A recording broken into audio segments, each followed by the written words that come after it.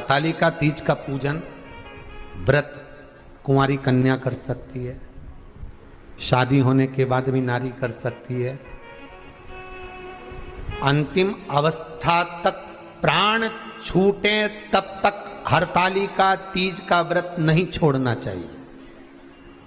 एक व्रत हमेशा याद रखो, एक एकादशी और एक हरतालिका। हाँ, इतना जरूर है, ज्यादा शरीर बेकार हो गया, बुढ़ापा आ गया, शरीर नहीं साथ दे रहा, तो कुछ फल खा लो, कुछ चाय दूध जूस आप लेकर कर लो। इतना भी नहीं बने, शरीर बहुत ही बेकार हो गया, तो आप एक समय फल का फलहार धारण कर लो, ठीक है।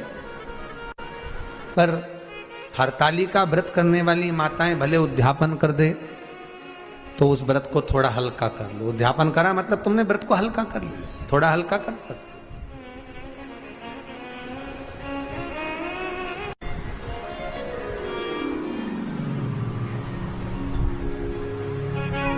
हरतालिका तीज का जो व्रत का उद्यापन करते हैं उसमें 5 चीज रखते हैं ना, 5 कपड़े स्त्री के, 5 कपड़े पुरुष के, 5 तरह का अनाज, 5 तरह का फलहार, 5 तरह का फल। तो 5 तरह का जो फल रखाता है हरतालिका तीज के उद्यापन में, दुनिया के लोग उस 5 तरह के फल को केला गिन ले, पपीता गिन ले, मौसम्बी गिन ले, और अनार गिन ले, संतरा गिन ले, सब कुछ गिन लेते हैं, पर उस 5 तरह के फल में धतूरे को नहीं गिनते। पर शिव कथा में वर्णन आता है, हरतालिका तीज के उद्यापन में लिखा हुआ है, सबसे पहले 5 फल अगर गिनना है तो उसमें पहले धतूरे को गिनो, क्योंकि शंकर को वो प्रिय होता है, शंकर उसको स्वीकार कर लेता है। और धतूरा शंकर भगवान को क्यों चढ़ाया जाता है उसका प्रसंग आपको पहले भी कहा, आज फिर कहते हैं। धतूरा जब हम भगवान शंकर को समर्पित करते हैं तो हमारा कोई कार्य अटक रहा होता है, जिस कार्य को बार बार एग्जाम में बैठे हो, बार बार परेशान हो रहा है, बार बार इंटरव्यू देने जा रहे, नहीं हो रहा, एक बार धतूरे को हृदय से भगवान को प्रेम से, करुणा सागर मेरे शंकर को दिल से एक बार वो धतूरा भगवान से विनती कर कर उसको चढ़ाओ तो शरीर, भगवान तुम्हारा कार्य सफल कर देगा। पर दिल से चढ़ाना, हृदय। हरतालिका तीज की पूजन करने वाले को चाहिए कि बालू का, मिट्टी का शिवलिंग बनाना चाहिए। फुलेरा जो बनाया गया है ऊपर शंकर जी के ऊपर लटकाने के लिए, टांगने के लिए, उसके नीचे शिव पार्वती गणेश जी की सुंदर बालू की मूर्ति बना लेना चाहिए, पार्थिव लिंग का निर्माण कर लेना चाहिए। शिव की आराधना करना चाहिए।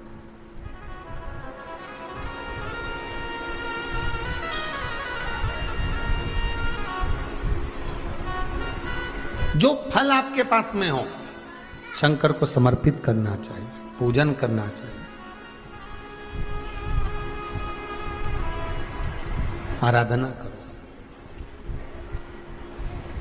सबसे पहली पूजन हरतालिका तीज की प्रदोष काल के अंतर्गत हो जाना चाहिए, शाम के समय पर। प्रयास करो प्रदोष काल के समय पर पहली पूजन हो जाए तो ज्यादा अच्छा।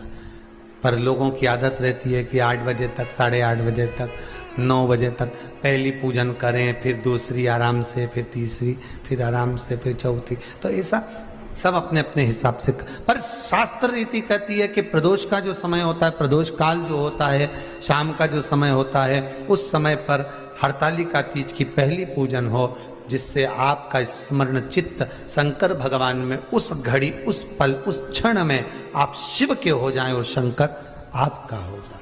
हाँ, अगर किसी के आने में देरी हो, कोई आ नहीं पा रहा है, बहुत देरी हो रही हो, तो हरतालिका पूजन व्रत वर्णन करता है कि शिवलिंग का निर्माण, पार्वती जी की मूर्ति का निर्माण, गणेश जी का निर्माण और फुलेरा जो बनाया हुआ है, ये प्रदोष काल के पहले बंधकर तैयार हो जाना चाहिए। प्रदोष काल के अंतर्गत फुलेरा नहीं बनना, फुलेरा पहले बन जाना चाहिए। और बहुत विशेष बात ध्यान रखिए हरतालिका तीज की, कि शंकर जी का जो अपने स्वरूप बनाया है, पाटे में, थाली में, चौकी पर, चौरंग पर जो स्वरूप बनाया है, वो पहले नहीं रखना है। पहले क्या बांधना है? फुलेरा। पहले फुलेरा बांधिए, उसके बाद उसके नीचे शंकर जी को रखिए। कई अब जो हरतालिका तीज का पूजन करते हैं तो उनके लिए हो गया। अब दूसरे के लिए भी सुन ले। जो नारी हरतालिका तीज का पूजन नहीं करती, व्रत नहीं करती, साधना नहीं करती, उसके लिए भी कहा गया कि आप अगर ये व्रत नहीं करते हो तो एक कार्य जरूर करना, कहीं पर फुलेरा बंधा हो, हरतालिका की पूजन हो रही हो, 5 मिनट 10 मिनट निकालकर अपने आसपास के किसी पौधे में से पत्तियां लेकर या पुष्प लेकर, 5 वृक्ष की पत्ती या 5 वृक्ष के पुष्प लेकर शंकर भगवान को जब पूजन हो रही हो, 5 मिनट माताएं जब पूजन कर रही हों, तब आप भी उस पुष्प को, उस पत्तियों को शंकर को समर्पित कर सकते हो। ये नहीं चढ़ा सकते तो 5 फल, फल नहीं चढ़ा सकते तो 5 कुछ भी पुष्प आदि का आप शिव को समर्पित कर। पर क्यों चढ़ाया जाता है, किस लिए चढ़ाना चाहिए? तो कहा कन्या स्त्री अगर मान लो हरतालिका का व्रत नहीं करती, पूजन नहीं करती, आराधना नहीं करती, तो वो कन्या, वो नारी, वो स्त्री, वो पुरुष कार्य तो बहुत करेगा, दुकान भी 4 चलाएगा, व्यापार भी बढ़ाएगा, पर संपदा को जोड़ नहीं पाएगा। 1 रुपए कमाएगा, 1.25 रुपए खर्च वाला काम चलेगा।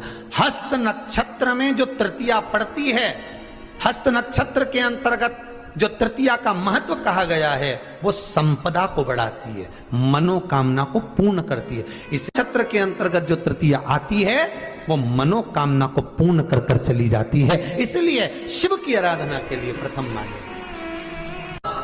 हस्त नक्षत्र में किया गया दान, हस्त नक्षत्र के अंतर्गत तृतीया के दिन किया गया पुण्य, हस्त नक्षत्र में तृतीया के दिन किया गया श्रृंगार, हस्त नक्षत्र में तृतीया के दिन करा गया अपना सुंदर सिंदूरा, भगवान का आनंद, 5 तरह के वस्त्र, 5 तरह के स्त्री के वस्त्र, पुरुष के वस्त्र, 5 तरह का फल, 5 तरह का अनाज, ब्राह्मण को बुलाकर ब्राह्मणी के साथ आप या तो ब्राह्मण से उद्यापन करवाएं या फिर आप स्वयं भी करते हैं तो शिव को समर्पित करके ब्राह्मण और ब्राह्मणी को भोजन कराकर वो भाग प्रदान करें। यही हरतालिका तीज के उद्यापन का वर्णन आता है। सुंदर भाव से हरतालिका माता आप सभी की मनोकामना पूर्ण करे।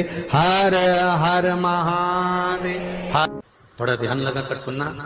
हरतालिका